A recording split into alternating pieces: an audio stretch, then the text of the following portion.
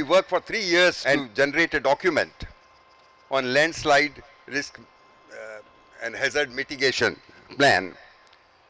This was in 2009. Thereafter, have been revisions, but now my fundamental point is that we are aiming at multi-hazard risk resilience. There have been NDMA guidelines for earthquakes, landslides, floods, and so on. How do we integrate this information into multi-hazard map? This was my concern. I have been expressing on various platforms, and I thought that this is an ideal platform for me to reiterate this, that we have produced, I would credit the country for producing lots of small scale hazard maps. We have produced atlases. You are aware, I don't have to mention this. And we have generated not one institute, I would say 15 to 20 institutes, but they are all following different terminology, different methodology.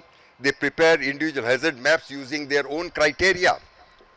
And on 2014 and 2015, on the platform of Indian National Academy of Engineering, I raised this issue, and it was a country-wide debate for 2 years. We came out with a document where we emphasize that the country should have a single unified approach for multi-hazard risk assessment. I would be very happy to know, because lately I am not in touch with what is the latest.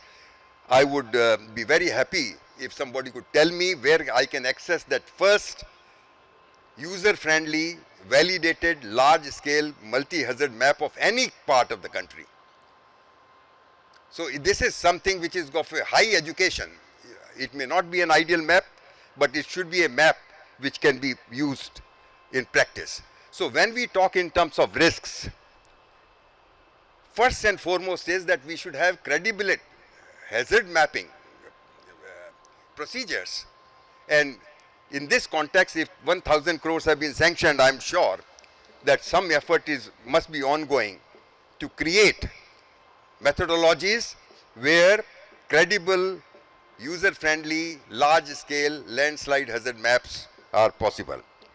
Now, second point that is there is that when you have these multi-hazard maps, there is a cascading of problems.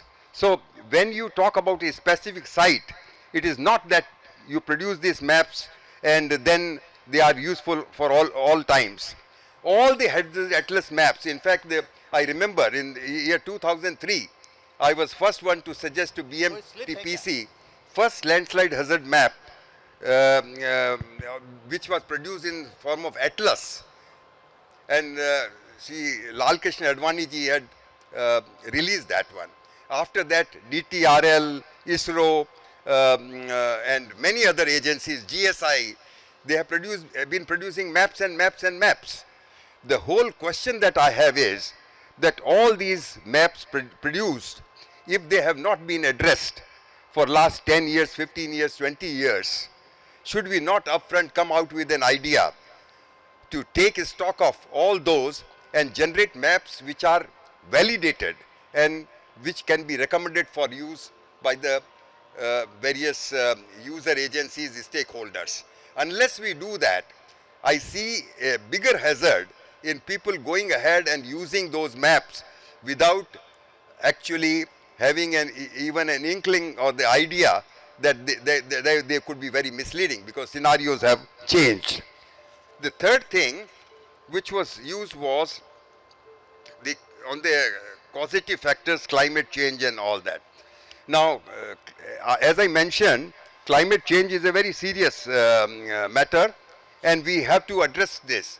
But when we talk in terms of multi-hazard maps and the multidisciplinary scenarios, climate change is one aspect of it. If you have to have an honest assessment of risk, it goes without saying that all other factors, causative factors, a chain of the factors, they should actually be recognized.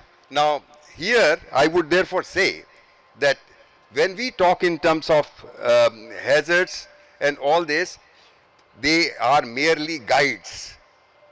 they have to be supported by well articulated, well designed site investigations, and this is a culture which is disappearing in the country. So I hope that there will be enough of attention paid to this. And finally, I would take up the last point made by Srivatsa, is the instrumentation and monitoring, etc. Now, technology is a big power. And as I say, I've been seeing this over the last 4 decades or so. So much of practice has changed, technology has changed. But I see a grave danger that we are adopting technology-driven solutions. Any problem is there, a sledgehammer approach. No need for investigation, no detailing, no past history, no studies of the kind that we used to do in our times, because we are in mighty hurry, and therefore bring the technology and fix the problem. Now, this is the greatest hazard that I see. We have to therefore think in terms of not sledgehammer approach, but nature-friendly technology. I'm glad Sri Vassa talked about it, and other speakers also talked about it. So what we have to do is to think in terms of nature-friendly technology. Now, with this, although I have many things to say, but I would like that you must listen to others' point of view also. So I'll give a stop to it by just ending up with one thing, that we should be proud of many things that have happened.